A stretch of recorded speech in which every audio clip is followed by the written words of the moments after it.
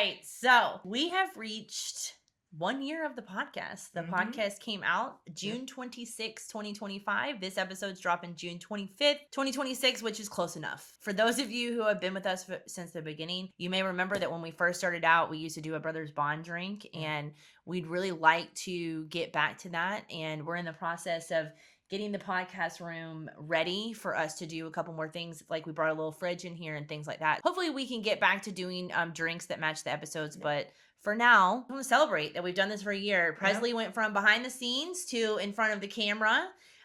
Larry is still behind the scenes and does not want to take a shot with us. So this shot is for Presley and Larry and everyone who co-hosted this season with me. Thank you, Holly. Thank you, Violet. Thank you, Jessica, for coming on and making season 1 as fun as it was. Y'all, sometimes we do take shots before, and that's why this bottle is so empty. So we don't always show you us taking shots because we need a little. I hate bourbon. Oh, I hate it. Y'all read it. We're gonna have to really edit this because this is about to. All the people that buy this are like. Yeah, I know. Honestly, like, everybody straight. It's not great. I will say straight. It is rough. Well, everybody always asks me on the tour. They're like, "Oh, have you tried?" I'm like, "Yeah, but I hate bourbon." So y'all don't want to know my. You'll put hair on your chest. And then I tell them, I'm like, "Yeah, it's really good if you mix it with something and you just can't taste it." Yeah, if you mix it, it is so good. Which I will get back to. I will say like this is so good in like a cold brew drink or like a coffee drink. On the count of 3, we're gonna cheers. I need to see your ID. All right, 1, 2, 3, cheers. Hit the table.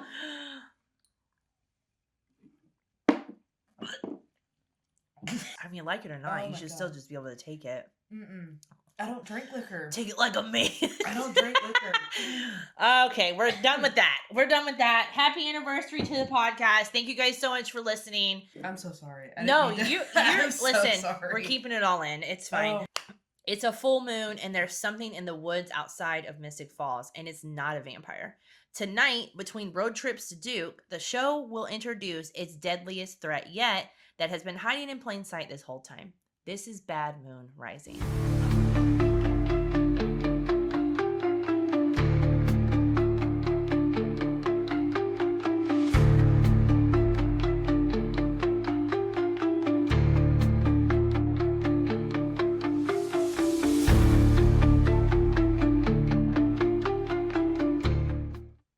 Song, by the way. What? Bad Moon Rising by Creedence Clearwater. If you've never heard it. Wow. How does it go? Man, a bad moon rising.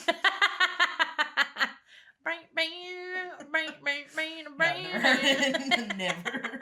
All right, please put it on the video. So I thought it was going to be that one. What's the one where it's like Kid Rock sampled it for All Summer Long? What's that one song? No, it wasn't. No, not You know what I'm talking about, though, right? I do know what you're talking about, though. No, it's not that one. Hold on. And then it goes like, ow. Werewolves of London. That's a different song. That's what I'm talking about. Yeah. Your parents were kind of cool. Well, they use it in My Name is Earl. Shout out to My Name is Earl. Welcome back. I'm your host, Amber Janae. Today with me, of course, is Presley. We are on Season 2, Episode 3, Bad Moon Rising. We're also celebrating the 1 year of the podcast. It's summertime in Mystic Falls, so it's been really busy. It's been hot. We are also planning Fan Appreciation Weekend right now. So a lot of my resources have gone to talking to agents and making posts and putting up ticket links and all of those things. They bring you guys a really good experience, and I'm hoping we can bring you the podcast live again, hopefully with a couple of the cast members. Fun. Yeah, and I'll bring Presley up on stage this time. We won't have a stage and stuff like last time, but I think that we can still make something really fun on the square. And I've been working really hard to be the best tour guide in Mystic Falls. yeah. We have the best tour. We do have the best tour guides in Mystic Falls. So if you guys haven't taken a tour yet, you're thinking about it. You should. And why don't you just go ahead and comment how much you loved me and how great I was? Do it. Yeah, let everybody know how great Presley was, please. We're trying to work our way into the algorithm. Right now, unfortunately, you are not in the AI description of our tours. It is me and Lauren. It says. Are you serious? It says good tour. That's crazy. It says great tour guides like Lauren and Amber. I'm not even the first mentioned. So you guys step up those Google reviews. All right, so if you've ever taken a tour with me, I want you to go to Mystic Falls Tours. All right, Alaric is back. Alaric is back. I know. I was excited to see Alaric. They're asking for his help. They're talking about Isabel's research. He mentions werewolves. He calls them a lycanthrope. A lycanthrope? I think. I was going to say Alabrije, but that's from Coco. No, sorry. A lycanthrope is what he called it. I looked it up. That is like the Greek mythology for werewolves. So he said that her research did mention it.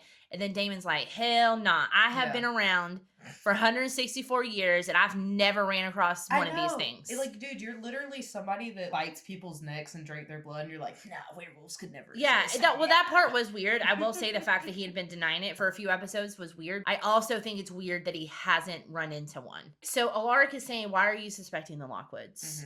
And they're like, well, first of all, the vervain didn't affect him, but the device did. And he can jump like a cat. That's also he said he's also like, he has flexes that are supernatural, I think is what Stefan used. He used the word supernatural. And he said it also affected Tyler, which I don't know how they knew that because they were not with him. Then that's when Damon's like, this is crazy. I've never heard or seen of these things. And Stefan, starts to explain, well, whatever it is, his behavior was supernatural. Yeah. So he's something. So whether he's this thing that we're talking about or something else, we can't just assume that we're the only supernatural beings, especially when you know that witches exist. So if 2 things exist, it's likely that 4, 6, 8 things exist. And I think in this episode too, they talk about all these other mythical creatures, which is really cool if you jump like way ahead in the future. Right. It starts to kind of add up a little bit, some of the other shows that they do. I wrote a note here that I wanted to say that missing or not, Isabel's office would not still be there. That's crazy. Yeah, because they even say he's like, well, she's still missing. And so I'm like, okay, they still would have closed her office, given it to someone else at this time. I think she owns the office at Duke University. No. If it was like some small community college, I might have believed that. I don't know. If I went missing, would y'all still run tours or would y'all give it like a month? I mean, we'd still run tours, but I wouldn't like not run Tram 1 because that's the one you drive. Like, you know what I mean? Like, no, she's coming back. We can't run this one yet. That's like Tram alone. I might let it sit for a couple of days in remembrance, like in memorial. But after that, I gotta load it up. I got seats to sell. Sorry. Hope you make it back. The show must go on. So that's what I'm saying. Like, why is that office still there? Like, that's so weird. So while all this is going on, though, you do see Tyler follow Mason, and he finds like that dungeon area, Lockwood property. It's got marks on the wall, all these chains and stuff. But so instead of confronting Mason about it, he does confront his mom about it. But I'm like, why aren't you saying something to Uncle Mason? Like, I feel like it's weird to put yourself in this dangerous of a situation, not knowing or understanding what's going on. It's not like you're a detective. It's not like you're a police officer. You're a teenager. Whenever Mason walks in, when they're talking about it, Carol gives Mason a look. So does Carol know what's going on? I do not think that she knows. Yeah, I honestly can't remember because if she did know, then why was she so shocked? That her unless she was keeping that secret from the council. That is true. So one of our Covington connections is going to be kind of early on in the episode. I'm actually going to be going to Caroline's house to get this footage. Matt knocks on Caroline's door. She can't open it because of the sun. And there's a scene where she's sitting in the doorway. So I'm going to go get some footage of that. You can stay at Caroline's house. That's like the one photo everybody recreates. Yes. Her like, sitting on the side of and recreates it. I will try to also recreate it tomorrow. So I want to say again, Stefan is being so mature in his relationship. You know what? He's like, go on, Elena. I'm not worried about Damon. He's like, do I like it? No. But go ahead, go spend some time, go figure out what's going on with your family, go figure out what the lineage is, go get answers to the questions that you want. And while you're gone, I'm going to keep an eye on Caroline. I'm going to take care of Caroline, make sure that she doesn't do anything crazy, which, he doesn't do a very good job of. He is really, really nice. With the whole Caroline thing, it's sweet. This is where you start to see some chemistry between them. They kind of have a little bit of chemistry. They have more chemistry than Caroline and Matt have right now. Oh, I feel the same way. I don't really care for Caroline. No, Caroline and Matt feels forced at this point. It does. It's very, it also just doesn't make sense. Like, I'm sorry, but no.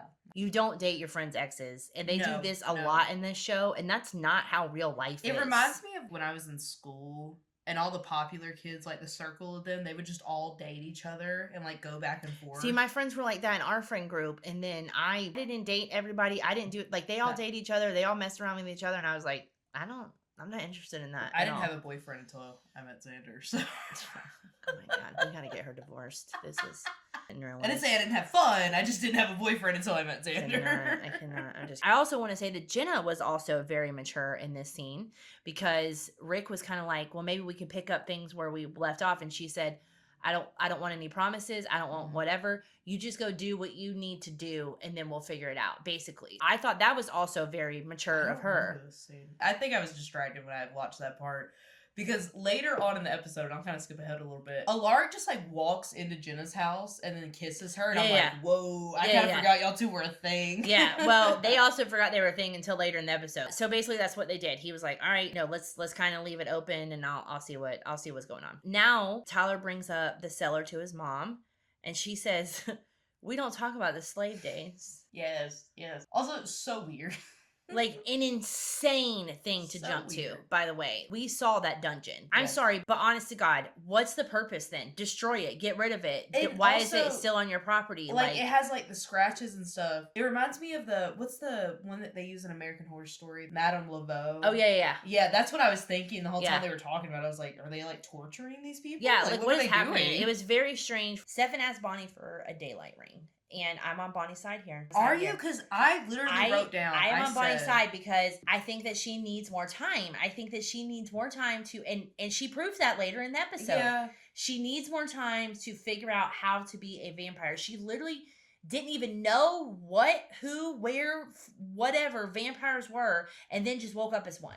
Yeah. And then Stefan's like, no, she's gotta have her daylight ring. She's gotta be connected to her human life. And it's like, I wrote down, I said, Bonnie's getting on my nerves right now being so cunty to Caroline. No, I think it's the other way around. I think Caroline's being a brat. She has the right to. Like Stefan explains later in the episode, which I don't want to get to just yet, but that you all know that your emotions are heightened. You know that your emotions are heightened. So she does have a bit of a very annoying attitude. When they're making the daylight ring, I feel like Bonnie's being so cunty. And then when she makes it, Caroline turns into the one where it's like, okay, all right. Well, Caroline starts with complaint. Yeah, we're about to get to that, but I don't think so. I'm on Bonnie's side with this. I think Bonnie's right to say that she doesn't trust her yet. Yeah. And I don't think it matters how long they've been friends, how long anything. Bonnie tells Stefan, she's like, she killed someone. Yeah, she killed someone. And she killed someone within like 20 minutes of being a vampire. So I think that Bonnie is, right. Like you said, Caroline has an attitude about the ring. Mm-hmm. So she's like, is this my ring? Is this the ring that I'm getting? This is the ring I have to prove. I can't even pick it out. I gotta wear it for the rest of my life. Yeah, and that's like ridiculous. It's so ridiculous. But since we're talking about the ring, so we've got the mold. So this is on display in our case in the store, replica, which I'm sure some of you guys have seen. We sell these. And then this is the replica. Yep, we sell these. You can get these in store, or you can get them on the website. Or because it is the 1 year anniversary of the pod, we are doing a giveaway. So I will actually include Caroline's ring in the little giveaway. So you got to be following us, and when we post on Thursday, I'll explain it. But yeah, we'll make Caroline's ring part of it. This one's really strong. The other ones feel so fragile, but this one, that one looks fragile. She says to her, she goes, "Sorry, Caroline, you need to prove to me that you're still Caroline. I don't care that you're my best friend." And I don't think that's a big ask. I just don't. So she makes the ring. Caroline still has the attitude. Stefan finally is like, "You need to chill out. Like, you're being rude as hell to Bonnie." But I wrote down, I'm gonna give her grace because I imagine this is what it's like to be pregnant. Kind of. I've never been pregnant, and I brought that up because I want to see if she would agree. I've never been pregnant for a long period of time. It's more so like right after you have the baby. Yeah, you're a little crazy instead of actually being pregnant. That makes sense. Like your hormones are all over the place. Your heightened all over the place. Like so but after you have that baby, God, it's like. One time, Mom was holding Scarlett, and she got too hot, and I literally had like a full down meltdown. I was like, "You're trying to kill my baby." That's what I'm saying. That's how Caroline's is right now. That's exactly how she is right now. So they make it to Isabel's office. We're gonna try to figure out where Isabel's office is. I don't know if we will figure it out. I don't know if it's important to anybody. The big thing that I want to try to find this episode is the water hole. It might be out at Gaither's. It might be. I don't know. That or maybe somewhere in Decatur, somewhere around there. We'll try to figure that out. So the grad student off the bat, super flirty, weird, like immediately, oh, you're Isabel's ex-husband? You want to bang? Which I get it. Yeah. He's an attractive guy. I get it. But like, can we exchange names first? He's not even really that attractive this episode. I don't know what they did with his hair. I will hair. say his hair is weird this episode. His hair was so and weird coming this for episode. me is saying a lot. It's like Alaric didn't get a haircut while he was gone. No, I think that's what was happening. Or they switched his wigs with like Stefan and they gave him Stefan's wig. Insane. So she disappeared for a minute and she comes back to shoot Elena, but Damon steps in, of course. Yep. Then you know, okay, she knows something. She knows something about something. She tells Alaric that Damon should be dead, that she had read all of her research, and Elena comes in and says, I'm not Catherine, but we're related. I'm Isabel's daughter, and we need her research. So it's like an episode of Maury, right when they walk in the door. It's so weird when she's like, there's no way that, Catherine Pierce is alive and this and that. And then instead of Alaric telling her, like, hey, that's not Catherine, Alaric just goes, well, you've read her research. Yeah. What the fuck? No, tell her that's not Catherine. Well, he basically says her research is true. Why would Isabel have research about Damon being dead, but not him being a vampire? I don't know. That part was weird, too. Anyways, Stefan's trying to help Caroline eat animals, and she's not into it, okay? She says, I haven't been out in days. I want to go swimming with my boyfriend. I want to hang out with my friends. Mm-hmm. Then Stefan tells her, her emotions are just magnified. And this was my quote of the episode, actually. So I'll go ahead and say it now. So he's like, your emotions are magnified. And she goes, great. So you're saying now I'm basically an insecure, neurotic control freak on crack, which... crazy choice of words this episode. But I thought that was so funny because the answer is yes. He didn't deny it. He was like, I mean... For this scene, I was like, he's being such a girl dad. Like, he's being such a good girl dad. He is kind of being a good... That is a good point. He is. I thought it was really cute. I do like them a lot this episode. And Stefan says, you know what? If you will do this with me, I will take you to the swim hole. So Caroline's finally getting her wish from episode 1. She's finally getting Stefan. I know. She's getting a little bit of Stefan in there. Tyler immediately just makes a comment about some girl's ass. Like, immediately. He's like, hey, do you see that girl's ass? And we're like, hey, there's other things going on in this episode, dude. Mm-hmm. So, and then Uncle Mason shows up. Uncle Mason is like, y'all need to be out of here at dark, players. Mm-hmm. He's like, what's the problem? And he's like, someone's going to end up dead at the bottom, which sounds like a threat. It sounds like Uncle Mason's like a serial killer. He like, says it a little, like, nicer. He does. He basically tries to frame it as a safety issue. Yeah. Which, again, at this point, Tyler's being a little brat because you're not a detective, you're not a police officer, you're not any of those things. If you think that your Uncle Mason is a bad person, why are you testing that? Yeah. Uncles kill their nephews all the time. That's not, I don't think that's like, it happens. He is fine this episode, boy. Woo! I'm tired of seeing the Bronco, but I'm not tired of the Bronco. I love the Bronco. No, Bronco is part of the charm for me. The Bronco is a character in this episode. Yeah, you see it all the time. The Bronco is part of the charm. Is part of the sexiness. Caroline tells Stefan, "You're being too serious." She finds Matt. She compels the girl that's talking to him. Mm-hmm. So there's this girl named Amy. She's all acting jealous, and she says, "Why don't you go obsess over someone single?" And at this point, Matt's like, I'm tired of this. Like, this is exhausting. Why is Matt calling everybody lame? Because he tells Caroline, he's like, that was lame, Caroline. You're getting cucked by Stefan, dude. But 2 girls. You got Elena taken from you, and you just got Caroline. You're lame. You're the lame one. Also, I agree that Caroline shouldn't be jealous after Matt put out all his feelings and stuff. Why but are you talking to another girl? Exactly. Act like it. Act like you're in love with Caroline. And later in the episode, why are you sitting at a table with another girl? You're sitting with the same one. The same one that she had a problem with earlier in the episodes. I agree that Caroline's acting crazy. Don't get me wrong. Hashtag Matt Donovan's the problem. But Matt is also not being fair either. No. Especially when I want to remind everyone before they jump down our throat about our opinion about this. To Matt, Caroline just almost died. So she has been through something incredibly tragic. So I know if it was me and I was walking up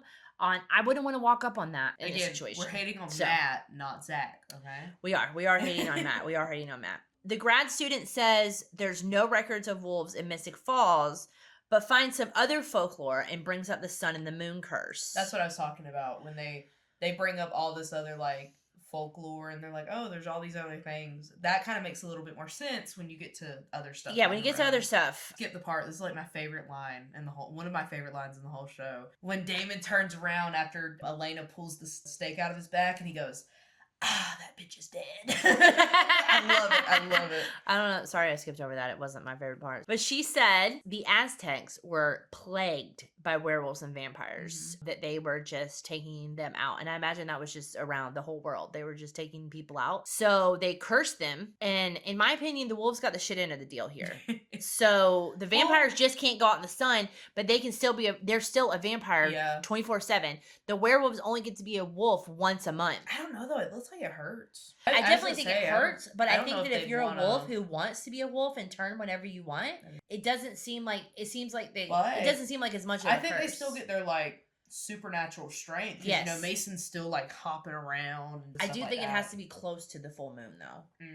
It's like what your period. Crescent moon. It's like your period, you know? When your period starts to show up and you're like, yeah.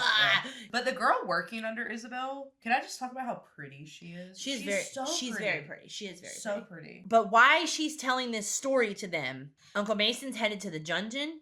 He's hooking himself up to chains. She tells them at this point, so this is all correlating at the same time. All the stuff's going on with Uncle Mason. This is it. And she says, wolves are very dangerous. According to folklore, vampires almost brought them to extinction because their bite is deadly to vampires. I, at this point, am so excited about the expansion that's about to happen in the show. The vampire stuff with just Damon and Steph and the tomb vampires and stuff was fun, but to like really expand your mind on the folklore right here, I'm so excited about the werewolves coming in. That is one thing that Vampire Diaries has always done so well is history, the reason why, and like just all this backstory.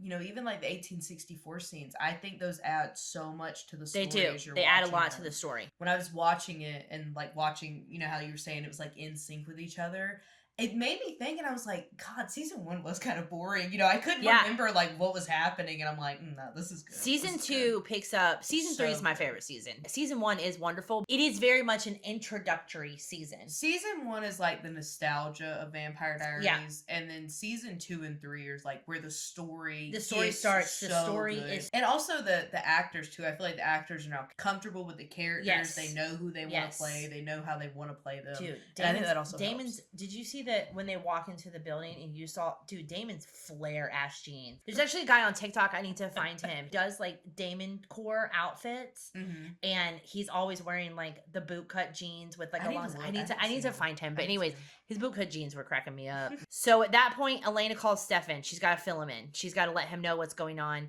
because the likelihood that Mason is a werewolf, I think they're figuring out. They're putting 2 and 2 together right now. Stefan goes to find Caroline. She's nowhere to be found because Caroline has taught Matt into going out to the woods. And now they're, you know what I mean? Making out in the woods. Yeah, they're getting ready to get really friendly. At that point, though, he does say, I'm done with the drama. And she's like, I'm also done with the drama. I love you. Let's just whatever.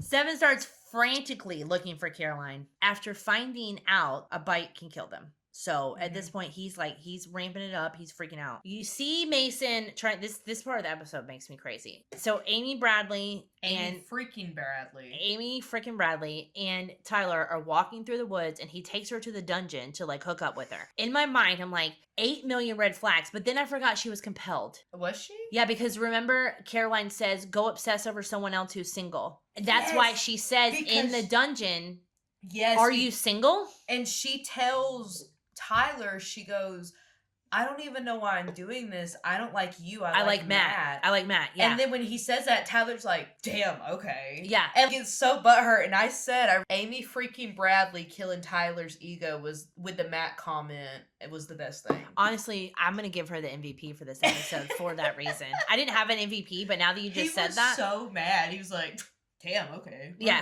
After he was like, come on, let's keep going. She was like, I don't know about this. He's like, come on. It was giving season 1 Vicky. It was giving how he was with Vicky in season 1. No, I brought you all the way down here. I didn't want to do nothing anyway. Whatever. Yeah.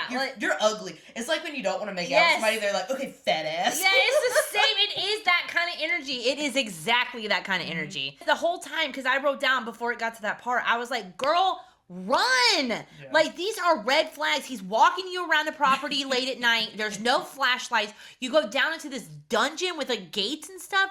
Run. But anyways, back to that. Because of that, Uncle Mason had to get the hell out of Dodge because he was down there trying to chain himself up. So he makes it to the Bronco. Okay, your favorite character in this episode. Maybe I'll get my Vampire Diaries tattoo. It'll be a Bronco. It'll be a Bronco. Why does he chain himself to the tree and then run into the Bronco? I think because he can't stop himself from turning. When he jumps out of the window, so when Stefan's standing right there and he's looking at the window and he jumps out, there's no chains on the wolf. He just jumps out of the window. Well, the chains would have fell off. The wolf's got a little leg. I guess, yeah. I think that would have been true. And then I don't know what it is yet. Well, I mean, I know what it is, but we got to get through.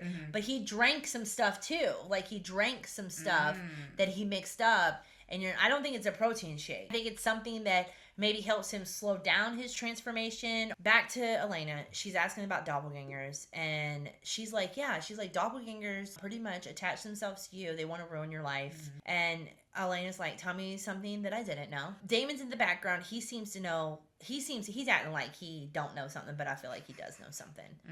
Stefan is an idiot. He goes towards the growling noise. Okay. And Uncle Mason is a wolf. He jumps out. He knocks Stefan over and runs off. He jumps out of the back of the Bronco. So Caroline and Matt get really intense in the woods. And he cuts himself, of course, because God forbid, like, anybody just can't be normal, like, not scratching or cutting themselves. Caroline she bites him. She starts licking. Yeah, she starts licking him first. And he's like, what are you doing? Then she like, bites him. He's not grossed out enough. In this same part, she's licking him. She bites his hand. And then she goes for his neck, like, rips his neck. And then Matt just goes with his little pitiful cast. And he's like, and then slides down the tree and just tumbles over. Yes, it's insane. It's insane. But he is not grossed out enough. That happens. He's freaking out. Stefan makes it to Caroline. Yeah. And Stefan says, we have to get out of here. Like, we've got to go. The whole time, Matt just got his neck ripped. And I'll give this to Matt. I'll give this part to him. He just got his neck ripped open, and Stefan turns around and goes, don't move. Stay on the ground. Yeah. He's like, I don't think I was going anywhere. I'm bleeding out right now. Back to the student. Again, she's just flirting so hard with Mark. It's so insane. It's so insane. But you know what? He lets her know. He's like, I've moved on. He said, I needed this. Isabel's a vampire. Just want to let you know, she's not missing. She's a vampire. I needed this road trip. Good luck, whatever. In the meantime, Damon had found a book about Catherine and tells her that her maiden name is Petrova. Katerina Petrova. And then he's like, let me know what you find. I'm curious myself to know what you find. And then he's like, have I lost you forever? And she's like, thanks for the book, Damon. Thank you. And we're going to get back to this in a second. We are going to get back to this in a second. Caroline and Stefan are running to Tyler. And then the wolf catches up with them. And the wolf lands on Caroline. And it's like drooling all over her. And you don't know what's about to happen. And then you hear Tyler go, no! And then the wolf looks at him. And he's like, I said no! Or whatever was going on. And then the wolf walks away. Then the wolf just walks off. And I'm like, assuming there's like patriarchy to this or whatever. Clearly Tyler's not a wolf. No. He didn't turn. But I think it was also just... There's so many questions about the wolves. Yeah, but I think that the wolves can... Like, they can see you. No, I think that too. I do think that... A lot of books, the wolves are always separate from the human hosting it. The wolves are its own entity. They live inside of the human and then they come out. I don't think that's how the Vampire Diaries is. I think you just genuinely turn into a wolf. And I think Mason probably saw Tyler and was like, well, shit, I can't kill her now. So then he just runs off. Yeah, and maybe that is the case. Because I know in Twilight, Jacob knew he was a wolf. Jacob knew he was a wolf. The show with Bill Skarsgård. It's about vampires, too. Hemlock Grove? Hemlock Grove, yeah. In Hemlock Grove. Great show, by the way. It's so good. In Hemlock Grove, their wolves are separate. It's a different entity that, like, lives inside of them. Yeah. Oh, yeah, because they shed their skin. Yeah. Great show. Great show, by the way. Yes. So with all that said, because we just throw in a bunch of folklore from different TV shows, what we're saying is that's all we have to go by. We have so many questions about the wolves right now.